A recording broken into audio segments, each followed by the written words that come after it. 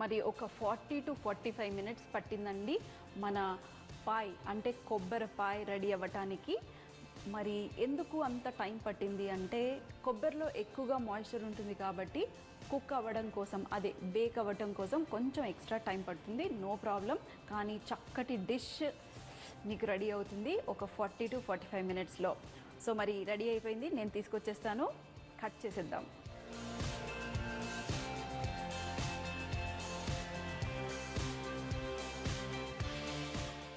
మరి రెడీగా ఉంది చూడండి మన కోకోనట్ పాయ్. చూడండి చక్కటి బంగారు రంగు వచ్చింది. మనం బేక్ చేస్తేనే ఇలా మీకు చక్కటి రంగు వస్తుంది. గట్టిగా కూడా, అంటే మరీ గట్టిగా కాకుండా మరీ సాఫ్ట్గా కాకుండా పర్ఫెక్ట్గా బేక్ అయిపోయింది. ఇప్పుడు మనం ఎప్పుడైనా అవన్తో మీరు చాలా చాలా సేఫ్గా ఉండాలి. చాలా వేడిగా ఉంటుంది కాబట్టి మన చెయ్యి కాలుతుంది. ఇది ఇప్పుడు ఎలా మనం తీయాలి మీకు తెలుసు కదా. ఇప్పుడు ఇది డీమోల్డ్ చేయాలి, అంటే ఈ మోల్డ్లో నుంచి ఏదైతే మన పాయ్ మోల్డ్ ఉంది కదా ఇందులో నుంచి డీమోల్డ్ చేయాలి. చాలా చాలా ఈజీ.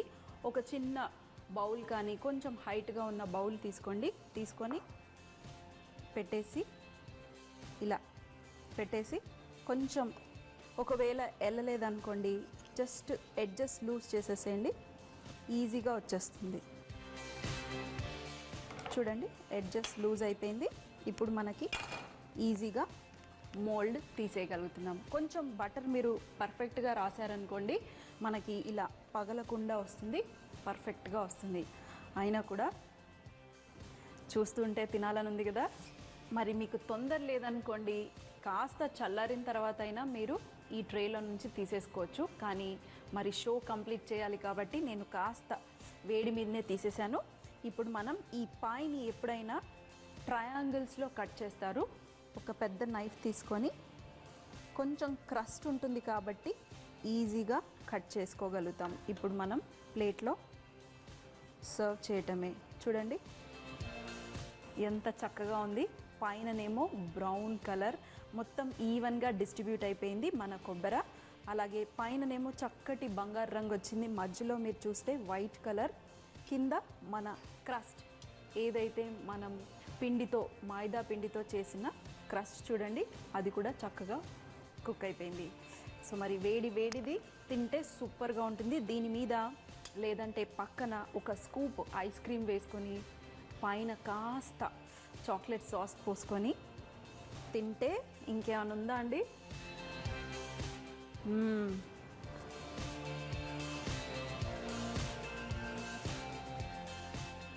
మధ్యలో కొబ్బరి కొంచెం సాఫ్ట్గా, కింద మనం క్రస్ట్ ఏదైతే చేసామో అది కాస్త సాఫ్ట్గా. నేను చెప్తే మీకు ఎలా తెలుస్తుంది?